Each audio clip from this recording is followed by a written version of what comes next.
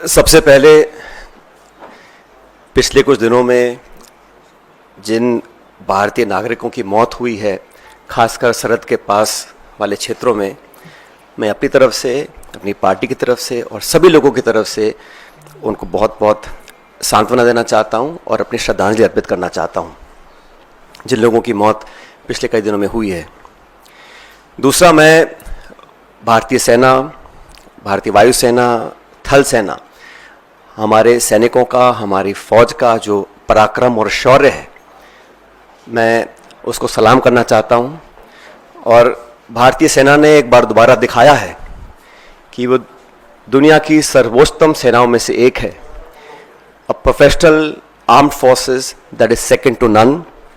The valour, the bravery and the professionalism of the Indian armed forces is unprecedented and second to none. पिछले 24 घंटों का जो घटनाक्रम है बहुत तेजी से बदला है और हम सबको बड़ा आश्चर्य हुआ जब सीज फायर की जो घोषणा है वो अमेरिकी राष्ट्रपति ने करी। ये शायद पहली बार हुआ है कि इस प्रकार की सीज फायर की घोषणा सोशल मीडिया के माध्यम से अमेरिका के राष्ट्रपति करते हैं। और जो उन्होंने अपने सोशल पोस्ट पर लिखा है उस पर भी हमको ध्यान देना चाहिए।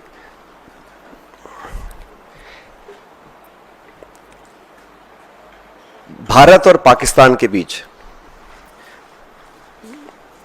जो मसला है उसका अंतर्राष्ट्रीयकरण करने का जो एक ये नया कदम हम लोगों ने देखा है, ये बहुत आश्चर्यजनक है। और कांग्रेस पार्टी बहुत लंबे समय से इस मांग को करती आई है कि हम लोगों को पार्लियामेंट का एक विशेष सत्र बुलाना चाहिए। आप सबको याद होगा 1994 में कांग्रेस की सरकार में सर्वसम्मति से एक प्रस्ताव पारित किया था जहां पर पीओके को वापस लेने की सहमति संपूर्ण संसद के सभी सदस्यों ने एक स्वर में ली थी। 1994 का जो रेजोल्यूशन है, समय आ गया कि उसको हमें दोबारा दोहराना चाहिए।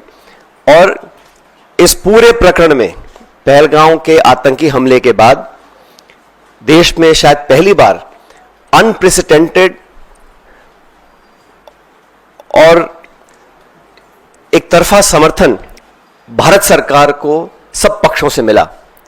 सभी दल, सभी विचारधारा, 140 करोड़ लोग भारत सरकार के साथ खड़े रहे और हमने साफ कहा था कि पहलगाम में जो आक्रमण हुआ है वो भारत की आत्मा पे आक्रमण है और इसका मुंहतोड़ जवाब देना अति आवश्यक है। सेना ने जो कदम उठाए उस पर हम सबको बड़ा गर्व है और जो आतंकी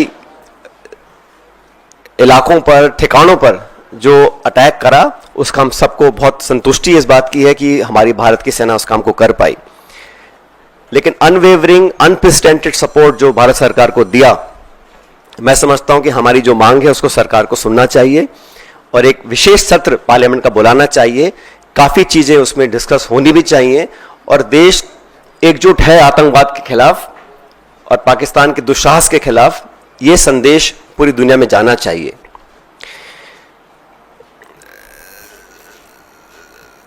साथियों, जब ये घोषणा मीडिया के माध्यम से, और मैं सिर्फ उन बातों को रखना चाहता हूं जो पब्लिक डोमेन में है, काफी कुछ ऐसी बातें हैं जो हम सबको जानकारी में नहीं है लेकिन जो पब्लिक डोमेन में है उसको देखकर लगता है कि बहुत से सवाल खड़े हुए हैं। अमेरिका का 2 दिन पहले कहना कि it is none of our business, उसके बाद secretary of state, vice president, US president सबसे पहले घोषणा करते हैं कि सीज फायर हो रहा है, उसके बाद पाकिस्तान और भारत भी सीज फायर का ऐलान करते हैं। ये जो मीडिएशन है इसको क्या भारत सरकार ने एक्सेप्ट किया है और किन कंडीशंस पे इस प्रकार की घोषणा अमेरिका ने करी है, ये बहुत बड़ा सवाल है। उसमें कश्मीर का जिक्र किया गया है। सेक्रेटरी स्टेट ने बोला है कि एक न्यूट्रल साइट पर कश्मीर के मुद्दे को, और कितना गलत अमेरिका के राष्ट्रपति जी ने कहा कि हजारों साल पुराना ये मुद्दा है। वो भूल गए कि 76 साल पहले ये एक ही देश था, कोई मसला नहीं था, लेकिन उन्होंने कश्मीर के मुद्दे को उठाया। और मुझे लगता है कि ये इंडिया पाकिस्तान को हाइफनेट करने की एक दोबारा कोशिश की गई है। IMF का बेल आउट करना, पहले भी बैक चैनल डिस्कशंस होते होंगे, डिप्लोमेसी का अपना एक रोल है दुनिया के हर कोने में, लेकिन इस प्रकार वॉशिंगटन से सीज फायर की अगर घोषणा होती है तो कई सवाल खड़े करता है। भारतीय थल सेना के पूर्व जनरल्स ने भी जो बातें बोली हैं उस पर भी हमको ध्यान देना चाहिए।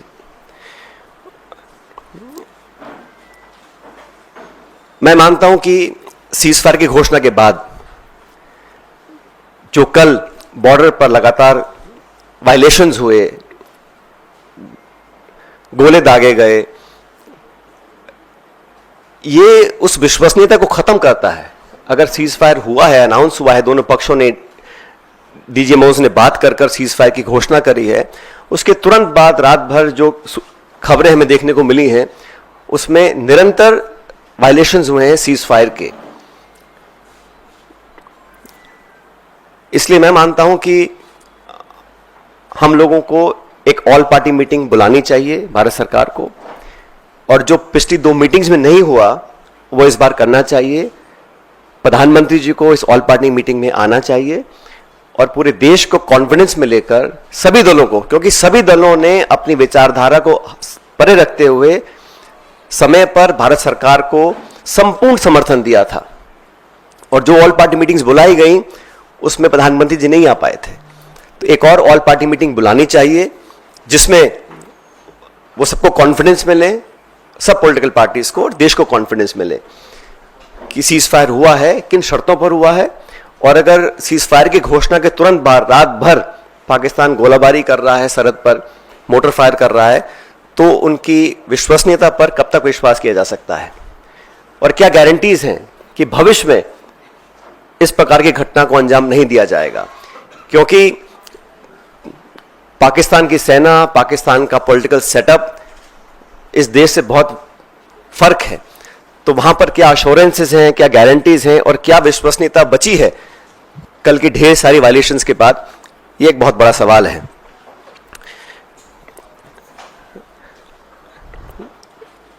उन्नीस सौ 71 में भी जब युद्ध छिड़ा था तो अमेरिका ने कहा था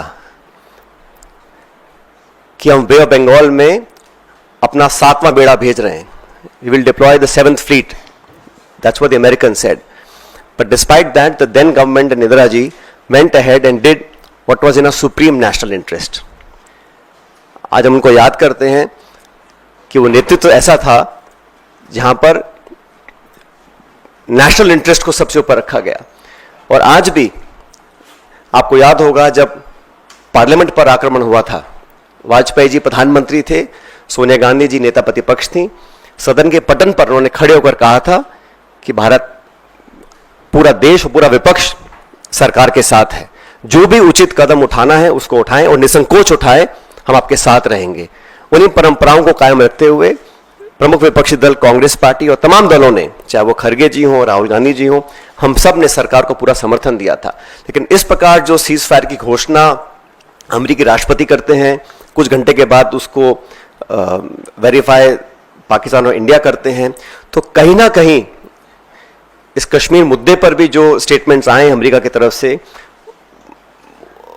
उस पर सरकार को अपना पक्ष रखना चाहिए, क्योंकि ये बायलैटरल इशू है।